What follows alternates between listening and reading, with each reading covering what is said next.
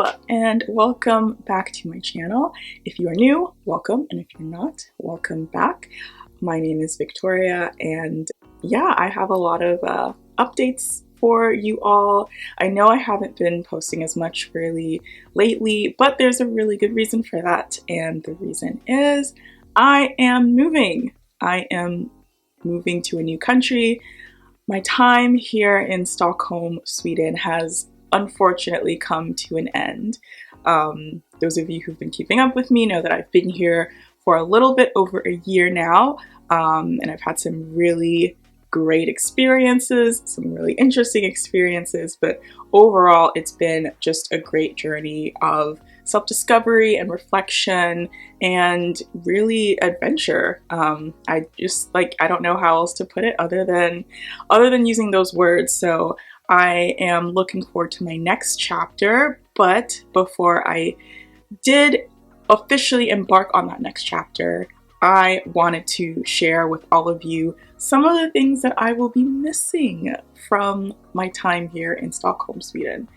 So yeah, before I departed, I wanted to share with you all 3 things that I will definitely be missing from my time here in Stockholm. So I know what you're thinking. You're probably like, Victoria, it seems like you've loved this place so much. How can you pick just 3 things that you'll be missing? It was really hard, but I thought long and hard about it, and I feel like these are the things that I, as a city dweller, will be missing about my life here in Stockholm. A major city, but admittedly a smaller major city than I am used to growing up in New York. So without further ado, here are the 3 things that I will miss about my life here in Stockholm.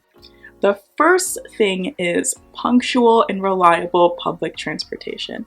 Anyone who's visited Stockholm knows it's pretty easy to get around. It's also expensive to get around, but you really see that your dollars are going to a good cause because it's really efficient. Like, you will never wait more than like 3 to 4 minutes for a train, and after you miss one train, you never have to run for it because one is coming right around the corner, and the timetables online are pretty much correct.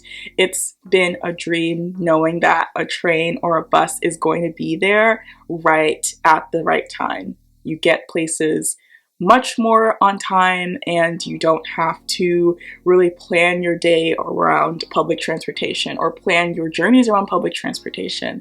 As someone who is from New York City, you know that if you miss the train, you're going to be waiting at least 10 minutes for the next one. Even if you left on time, you might end up still being late, and it's just a hassle. So that is something that I really will truly miss about living here in Stockholm, Sweden. So the second thing that I will miss about living here are the way the city's designed. The streets are very jaywalk friendly. I don't know if that's like okay to say, but it's very pedestrian friendly, and because it's a smaller city, you don't have to worry so much about fast cars zooming by. Obviously, you're going to take caution wherever you go, but I really love the walkability of Stockholm. I love walking in general. It's just something I love to do, and it's something that I really look for in the cities that I live in. And the fact that the streets here are so pretty to look at and pristine and just really walkable, I will for sure miss that about Stockholm, because you can walk pretty much anywhere and everywhere. What I consider as a short distance to walk is probably like around 30 minutes. 30 minutes is like the max that I will probably be walking somewhere. And you can get to so many places around Stockholm in 30 minutes. You cannot do that in New York or other major cities, for example. So it is nice to be able to, when the weather is nice, walk. And if a place I'm going to is even farther than 30 minutes, I will bike. And that brings me to the third thing that I will miss about living here in Stockholm, Sweden. Stockholm is the only city that I felt comfortable biking in, and I will definitely miss the summers biking to picnics and biking to meeting friends, and just feeling like very safe on the roads in the bike lanes with lots of other bikers next to you, always, you know, obviously making sure to wear my helmet and stuff like that. But I have never lived somewhere where I felt like really safe biking. New York is a really big bike-centered city.